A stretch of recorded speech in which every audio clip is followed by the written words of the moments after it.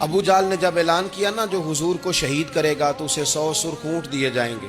حضرت فضالہ بن عمیر ایک صحابی ہیں، کہتے ہیں میں عورتوں کا معاذ اللہ بڑا رسیہ تھا، تو کہتے ہیں میں خنجر بغل میں دبا کے نا تو طواف کعبہ کرنے چلا گیا.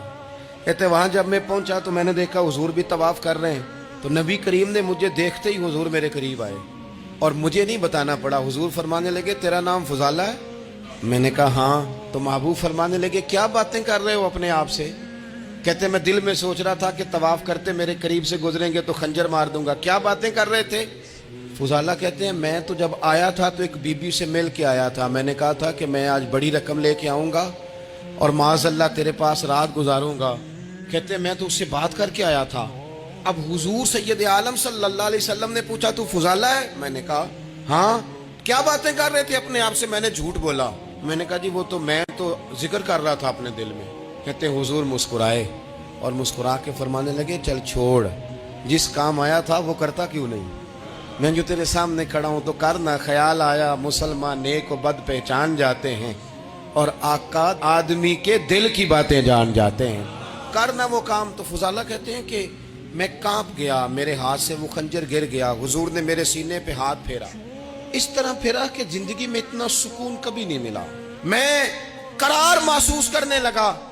کہتے ہیں حضور فرمانے لگے کیا وہ وقت نہیں آیا کہ تو کلمہ پڑھ جائے؟ کہتے ہیں میں نے فوراً کہا حضور آ گیا ہے وقت، پڑھائیں مجھے کلمہ.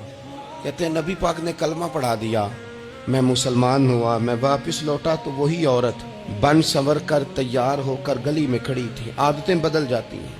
شرط یہ ہے کہ ہم تھوڑی سی کوشش کریں. شرط یہ ہے کہ ہم اپنے آپ کو اللہ رسول کی بارگاہ میں پیش کریں. ہمیں سب سے زیادہ تکلیف میں ہماری اپنی عادات نے ڈالا ہے، ہماری اپنی خواہشات نفس نے ہمیں زیادہ آزمائشوں میں ڈالا. کہتے ہیں وہ عورت بن سنور کے کھڑی تھی. جب میں واپس لوٹا تو پہلے میں اس کے پیچھے بھاگتا تھا، اب میں اس کے قریب سے گزر گیا تو اس نے آواز دی تو فضالہ نہیں؟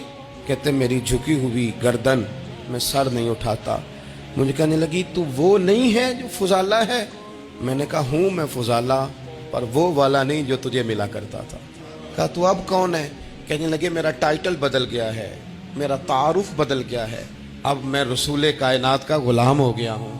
اب لوگ مجھے مسلمان کہتے ہیں، اب میری نگاہوں میں جچتا نہیں کوئی، جیسے میرے محبوب ہیں ایسا نہیں کوئی. کہتے ہیں بدل گئی عادت، میں وہی ہوں پر میرا لہجہ میرا مزاج ہی بدل گیا.